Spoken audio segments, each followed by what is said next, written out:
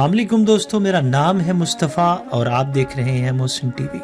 खेल किसी भी मुल्क की माशरती रवायात और सकाफत की अक्कासी करते हैं। जैसे बुल फाइटिंग स्पेन का रवायती खेल है जो सदियों से अस्पानिया की तहजीब व सकाफत की नुमाइंदगी कर रहा है। ये इंसान और हैवान की लड़ाई का खेल है। ऐसा ही एक खेल मलाखड़ा है जो 5000 साल से सिंध के खित्ते में खेला जाता है। मलाखड़ा को सिंधी जुबान में मल भी कहा जाता है और इसका खिलाड़ी मल पहलवान कहलाता है।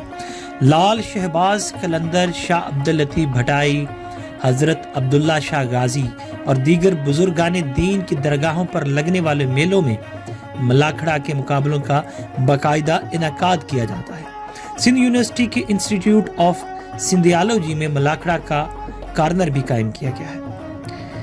किसी ज़माने में ये सिर्फ सिंध में खेला जाता था, लेकिन 20वीं सदी में ये सिंध से निकलकर ईरान, अफगानिस्तान, तुर्की, चीकोस्लोवाकिया, रूस, हंगरी और वस्त एशियाई ममालिक में भी मकबूल हो गया है। ये खेल इलाके के लिहाज से अपनी अतवारो अंदाज बदल चुके हैं, मगर इसकी बुनियादी असूल एक जैसे हैं। कमज़ोर दिल इंसान के लिए मैदान में उतरना तो दूर की बात है, उसको देखने का हौसला भी नहीं होता। खेल में हिस्सा लेने वाले खिलाड़ी एक दूसरे को हवा में ऐसे उछालते हैं जैसे फुटबॉल उछलती है।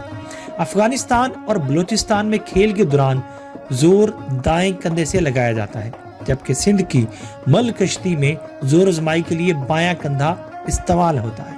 वस्ती एशिया में सिंध के सिंदड़ की बजाय चमड़े के पटा बांधकर जोर आजमाई की जाती थी। ये खेल गुजरात और भारत के दीगर दही इलाकों में भी खेला जाता है, लेकिन दुनिया भर में सबसे ज्यादा सिंध के मर्दों का पसंदीदा खेल मलाखड़ा है। वो इसे शेरों की जंग कहते हैं। कदीम बाशिंदे इसे इंतहाई ज़ौक़ व शौक से खेलते थे।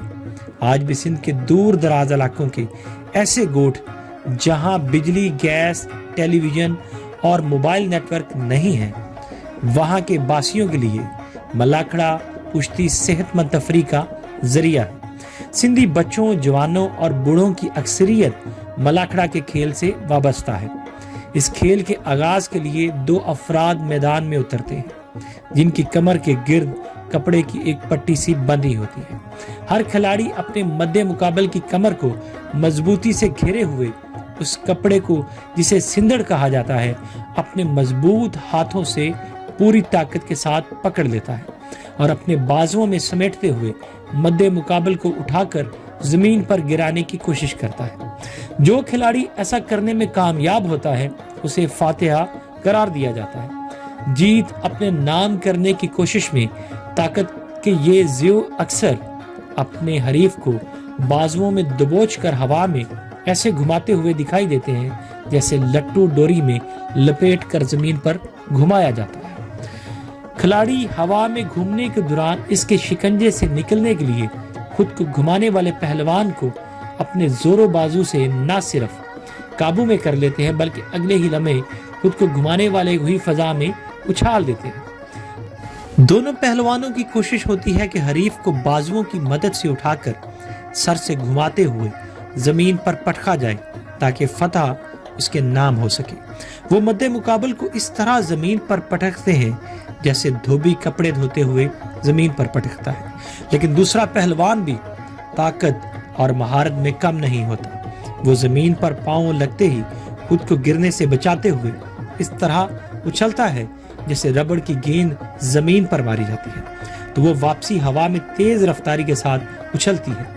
मल खिलाड़ियों का जमीन को छूते ही दोबारा हवा में उछलने का अमल अक्सर तमाशाइयों के लिए हैरान कुन होता है और ये सोचने पर मजबूर होते हैं कि शायद इन पहलवानों की टांगे स्पंज या रबड़ से बनी हुई है। हजूर जमीन से टकराने के बाद टूटने की बजाय हवा में उछल जाती है। कुश्ती के दौरान ज्यादातर ये देखने में आता है कि हरीफ को हवा में उछाल कर जमीन पर पटकने की कोशिश करने वाला खिलाड़ी अगले ही लम्हे हार जाता है, क्योंकि जमीन पर गिरने वाली खिलाड़ी पांव को जमीन के साथ लगते ही दोबारा ऐसे हवा में उछलता है कि उसके बाजुओं के घेरे में गठरी में बंधे हुए कपड़े की तरह दूसरा खिलाड़ी हवा में होता हुआ जिसे चंद लम्हे पहले हवा में घुमाते हुए जमीन पर पटकने की कोशिश की थी। जैसे जैसे खिलाड़ी एक दूसरे को फिजा में दायरे की सूरत में घुमाते हैं, वैसे वैसे तमाशाइयों के दिल भी सीना तोड़कर बाहर आने की कोशिश करते हैं।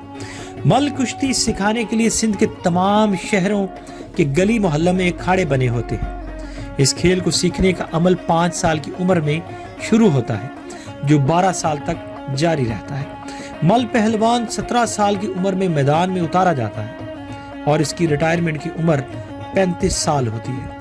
वह 18 साल तक कुश्ती लड़ने के काबिल रहता है। रिटायरमेंट के बाद तजर्बे की बुनियाद पर मलाखड़ा के उस्ताद के तौर पर ताहियात उससे मुंसलिक रहता है। अवामी सतह पर इस खेल के मुकाबलों का इनेकाद किया जाता है और यह सिलसिला सारा साल जारी रहता है।